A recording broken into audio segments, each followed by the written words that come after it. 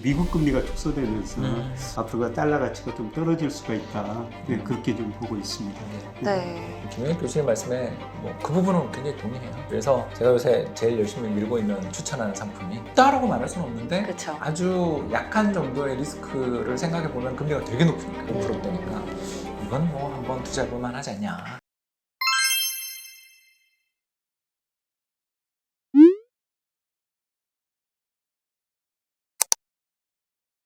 안녕하세요. 김혜익의 경제스쿨 시청자 여러분. 오늘은 김혜익 교수님과 특별히 한 분을 더 모시고 이야기 나눠보도록 하겠습니다. 교수님 먼저 안녕하세요. 안녕하세요. 네, 그 옆에 계신 분이 교수님과 좀 특별한 관계라고 들었어요. 뭐 아주 때랑 게 10년 전부터 같이 술도 마시고 그런가요? 뭐 후배지만은 같이 모이면서 늘 배우고 이런 사이입니다. 아, 네. 동생이에요. 네, 박사님 반갑습니다. 인사 부탁드릴게요. 예, 형님 앞에서 자기소개하려니까 부끄러운데 예, 리치고 인베스트먼트 대표로 일을 하고 있는 올해로 29년 차 이코노미스트 홍춘욱입니다. 반갑습니다. 반갑습니다. 이렇게 두 분을 한 화면에서 모시니까 뭔가 굉장히 어색하고 느낌이 이상해요. 굉장히 신기합니다. 최근에 이제 두 분의 이야기를 들어보면요. 현 시점에서 달러 투자라는 것에 대한 견해가 좀 상이한 것 같다라는 생각이 듭니다. 김혜일 교수님께서는 최근 이제 환율이 정점이었다고 언급을 해주셨고요. 또 홍준호 박사님 같은 경우에는 최근에 유튜브 방송에서 달러가 앞으로 한 달간은 계속해서 강세를 이어나갈 것이다라고 말씀해 주셨는데 두 분이서 각자 어떤 의견을 가지고 계신 건지 왜 이렇게 다른 견해 차이가 나는 것처럼 보이는 건지 얘기해 주실 수 있을까요? 홍 박사 앞에서는 환율에 대해서 제가 목소리가 낮아질 수밖에 없어요. 좀 다른가요? 그리고 그동안 제가 달러에 대해서는 많이 틀린 전망을 했기 때문에 그럼에도 불구하고 저는 달러 지수가 최근에 선진국 통해서 108까지 갔다가 지금 107, 6에서 안팎에서 움직이고 있는데 달러 가치가 거의 고점을 치지 않았을까. 그래서 요새는 저는 달러 팔고 상대적으로 제일 저평가된 엔화를 사라 이렇게 말씀을 드리고 있거든요. 근데 이거는 이제 최고의 전문가시니까 최근에 저 환율에 대해서 강의도 여셨죠? 예. 이게 저도 김영익 교수님 말씀에 다 반대는 아닌데 이제 다만 네. 좀 걱정하는 게 저기 미국 말고 다른 나라가 더 나빠서 문제가 아니냐. 그러니까 미 연준 입장에서 여기서 금리 계속 공격적으로 계속 인상해서 달러를 강세로 몰고 나가는 거에 대해서 상당히 미국도 부담을 느끼는 게 저도 느껴지거든요. 최근에 미국 그 GDP 성장률, 경제 성장률을 보면 무역 적자 때문에 이렇게 GDP 성장률이 마이너스를 기록하는 게 보이거든요. 그러니까 네. 가장 중요한 게 수출은 잘 안 되면서 수입 물량만 엄청 늘어나면서 경제의 성장을 깎아먹은 거죠. 왜 그러냐면 달러 강세 때문이잖아요. 그래서 미국도 달러 강세를 이제 좀 진정시키고 싶은 마음은 가지는 것 같은데 문제가 달러를 비롯한 전 세계 수많은 환율이라는 것은 결국 상대방하고의 교환 비율이기 때문에 이게 미국 혼자 어떻게 생각을 한다고 또 되는 게 아니라 다른 나라 사정이 좀 필요한데 일단 유럽이 일단 지금 참 경제가 너무너무 어려운 데다가 특히 이탈리아 이번 드라기 총리 또 물러나는 걸 보면서 참 그동안 구원투수 역할을 하느라 고생 많이 하셨는데 또 정정 불안에 대한 우려들도 남아있고 또 선거도 또 중국 이야기를 안 할 수가 없는 게 중국이 또 후난성이라고 낙양 이런 옛날에 옛도읍이 있던 옛날 중국에서 가장 발전됐던 지역이 하남성인데 지금은 하남성이 가장 못 사는 동네거든요.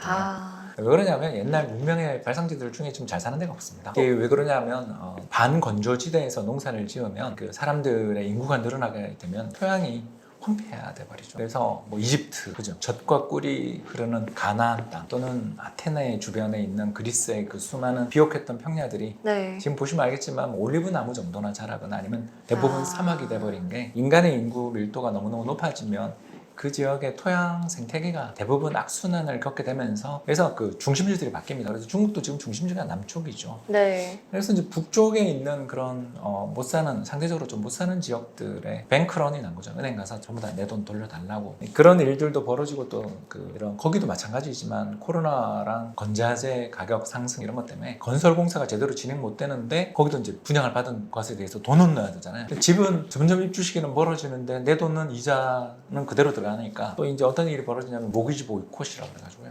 나 이제 이자 안 내겠어. 이자 납부 거부 운동까지 벌어지는 중이죠. 그래서 이게 이제 또 중국 유엔화가 또 앞으로 어떻게 될지 자신이 좀 없는 거죠. 그래서 이 이벤트들이 네. 7월 말부터 시작해서 아까 방금 말씀드린 것처럼 8월 사이에 되게 많이 몰려 있다 보니까 달러가 고점이냐 이러면 저도 고점이길 바라는데 네. 왜냐하면 저도 주식을 갖고 있기 때문에 또 그렇죠. 일본도 저는 투자해놨거든요. 저도 일본 주식 투자를 하고 있는 중인데 여기서 뭐 바로 고점을 쳐주면 정말 좋을 텐데 좀 불안한 게 아직 많이 남아있다. 그래서 저는 천천히 판단하자 이런 이야기였습니다. 네. 교수님은 어떤 생각이신가요? 맞습니다. 환율이라는 건 상대적인데 네. 그동안 유럽 경제 제일 어렵죠. 사실 저 우크라이나 전쟁 때문에 제일 파격받은 나라가 유럽이고요. 그다음에 중국도 그동안 경제 성장률 7%, 10% 하다가 뭐 2분기에는 0.4% 굉장히 네. 어렵죠. 그런데 저는 저 미국 경제도 내년은 어려워질 것이다. 그래서 저는 채권 시장이 외환 시장만큼 똑똑하다고 보고 있어요. 똑똑한 거 보니까 외환 시장이 제일 똑똑하고 그다음에 채권 시장, 주식 시장. 하여튼 외환 시장이 제일 똑똑해요. 그다음에 그 채권 시장도 똑똑하다고 보는데 미국 그 10년 국채 수익률 얼마 전에 3.47%까지 올라갔다. 최근에 2.8%까지 떨어졌거든요. 네. 10년 국채 수익률이 떨어진다는 것은 앞으로 내년 경제가 안 좋아질 것이다. 그런 의미를 담고 있고 또 요새 언론에서 많이 나오는 10년 국채 수익률하고 2년 국채 수익률이 역전됐거든요. 이게 장단기 금리 차가 역전됐는데 네. 근데 지난 3월인가도 한번 역전됐는데 그때는 10년 국채 수익률이 올라가면서 역전됐어요. 그거는 저는 큰 문제가 아니라고 생각하는데 10년 국채 수익률이 떨어지면서 역전됐다는 것은 분명한 경기 침체 신호라고 보고 있거든요. 그래서 그동안 미국 경제만 상대적으로 좋았는데 미국 경제마저 나빠지고 있다. 그래서 요새 그 역환율 전쟁이라는 이야기도 나오잖아요. 그렇죠. 맞습니다. 그동안 저 2008년, 2020년 경제가 어려우니까 서로 돈 풀어가지고 자기네 통화 가치를 떠들어 환율 전쟁을 했는데 그러니까 돈 많이 풀어다 보니까 물가가 많이 오르더라고요. 근데 오늘 아침에 제가 금융위원회 뭐 경제 간담회 갔는데 이 원장이 재밌는 이야기를 하더라고요. 오, 어떤 얘기인가요? 모든 문제는 유동성이 해결이 좀 돼요. 단기적으로. 그러다 보니까 지금 물가가 엄청 오르잖아요. 그래서 지금은 금리를 올려가지고 자기네 통화 가치를 떨어뜨리는 게 역환율 전쟁의 본질이라고 할 수가 있죠. 그래서 올해 지금 미국이 계속 금리를 올리고 최근에는 그 유럽 중앙은행도 마지못해 금리를 인상했거든요. 그래서 역환율 전쟁을 이제 시작한 거 보니까 저는 미국이나 유럽, 미국이나 일본 두 나라 금리가 많이 오르지는 않으리라고 생각되는데 미국 금리가 축소되면서 앞으로 달러 가치가 좀 떨어질 수가 있다. 그렇게 좀 보고 있습니다. 네. 김영익 교수님 말씀에 뭐 그 부분은 굉장히 동의해요. 그래서 제가 요새 제일 열심히 밀고 있는 추천하는 상품이 국채 사자고, 네, 채권 사자고. 그러니까 주식은 조금 시간이 걸려요. 왜냐하면 그렇죠. 정부가 이제 금리도 내려주고 경기를 살리겠다고 팍팍 돈을 뿌려주면 그때 반응을 하는 거라서 지금은 일단 뭐 경기가 워낙 나빠지고 있는 중이라서 주식은 반등이 나도 이게 오래 갈 것인지 신뢰가 되는지에 대해서 불확실성이 있다면 방금 교수님 말씀하신 것처럼 채권 특히 그 주요국 중에서도 외환위기 가능성이 좀 없는 안전하다 생각되는 나라의 채권 투자에 대해서는 저도 아주 공감하고. 네. 그래서 저도 뭐 몇 달 전부터 채권 투자하십시오 계속 맞아요. 하고 있는데 그 의견은 같은데 그렇게 하면 어디 나라 채권을 투자해야 되느냐. 그래서 미국 아니면 우리나라 이렇게 투자자들이 질문하시는데 저는 이제 우리 채권을 사십시오. 그렇게 권유하거든요. 그러니까 우리나라 지금 국가 신용 등급이 보통 여러 나라의 그 S&P 그다음에 무디에서 피치 같은 데서 하는데 AA잖아요. 그렇죠. 더블 A. 더블 A. 근데 그 더블 A 그 이상 신용 등급이 높은 국가들 쭉 비교해 보니까 우리나라 10년 국채 수익률이 제일 높은 쪽에서 가거든요. 매력 있다 이거죠. 네, 매력 있다는 거죠. 맞아요. 그래서 뭐 다른 나라도 좋지만은 차라리 살려면은 저는 우리나라 국채 10년 사는 게 더 좋을 것 같다. 이런 말씀을 드리는데 거기에 대해서는 홍 박사는 미국 국채인가요? 미국 국채도 미국 국채인데 저는 미국 모기지 채권. 미국 모기지 채권이요? MBB. 그 티커입니다. 저 ETF 티커인데요. 네. 거기가 금리가 한때 6% 근처까지 갔다가 이제 5%대인데 30년 만기 이자 달러 이자가 5%예요. 굉장히 30년 동안 매년 5% 이자를 주는 달러 채권. 이거 되게 매력 있지 않나요? 굉장히 매력 있는데요. 얼마 전에 6%였어요. 예. 좀 좀 떨어진 겁니다. 조금 떨어져 지금 5% 후반이던데. 예, 그러면 네, 저도 그거 떨어져도 굉장히 크거든요. 그러니까요. 그러네요. 떨어져도 5%니까. 예, 그것도 금리 또 떨어지면 가격이 또 오르는 게 있기 때문에 네. 캐피탈 게인이라고 자본 네. 차익도 차익도 생기니까 그런 의미에서 둘 다 사자. 음, 달러 표시 채권도 사고 예. 우리 원화 국채도 좀 사고 예.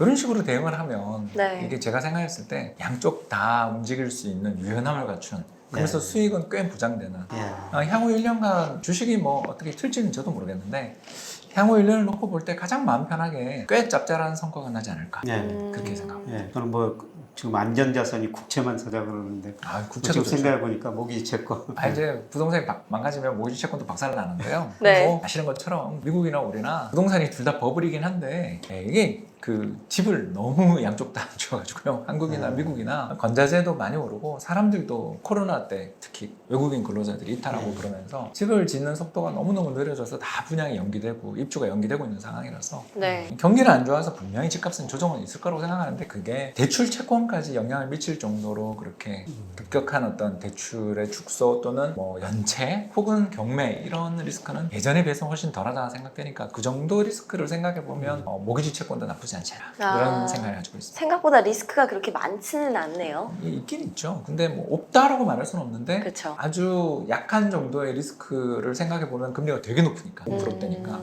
이건 뭐 한번 투자해볼 만하지 않냐 야. 이런 이야기입니다. 네. 저는 뭐 제가 안전자산만 국채만 투자라고 그렇게 권유한 이유는 좀 부동산 가격에 대해서 상당히 좀 많이 떨어질 것이 여러 언론에서 그렇게 이야기를 하고 다니고 있는데 맞아요. 저도 우리나라 뭐 부동산 시장에 대해서는 저도 되게 걱정하는 사람이고 최근에 또 뭐 그렇지만 제 유튜브 채널을 보신 분들은 알지만 작년 하반기부터 제가 뷰를 꺾었잖아요. 그동안 그렇게 집값 오른다고 제발 좀 사라고 제가 이야기하던 사람이 작년 하반기에 딱 꺾은 이유가 별게 아니라 해도 너무 심하게 작년에 올라서 그래요. 집값이 한 해 20%? 네. 그리고 2기 신도시 지역들 뭐 예를 들어서 동탄이나 네. 광교나 혹은 약궁조 옥정이나 인천 검단이나 남양주 다산이나 이런만 들으면 금방금방 아는 굉장히 좋은 주거 지역들이지만 그 지역들 집값이 평균적으로 30-40% 떴거든요. 네. 근데 사람들 소득이 그렇게 늘지 않은 상황에서 집값이 그렇게 막 30%, 40%가 오른다라는 건 지금 세종시 사례가 보여주는 것처럼 세종시가 2020년에 행정수도 이전 이야기가 나오면서 그해 한 해 44% 올랐거든요. 와.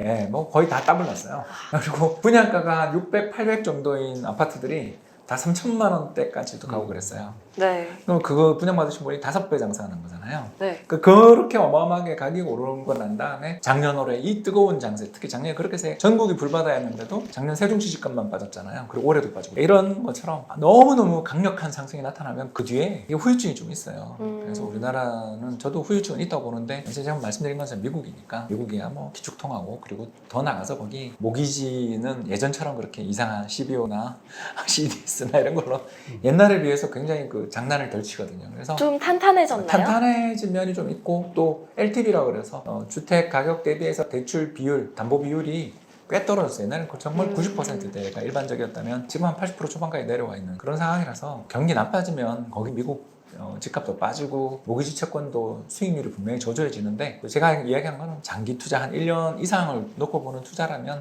그래도 저 정도의 쿠폰 그러니까 1년에 주는 이자를 쿠폰 찢어서 준다고 쿠폰 그러거든요. 쿠폰 금리 5% 6%면 그거 리스크를 감안해도 이건 굉장히 매력적인 레벨이 아니냐 이런 생각입니다. 그걸로 구성된 ETF 같은 게 일단 MBB MBB. MBB 요? 우리나라는 상당히 안 돼 있죠. 없죠. 우리나라는 그런 거 없죠.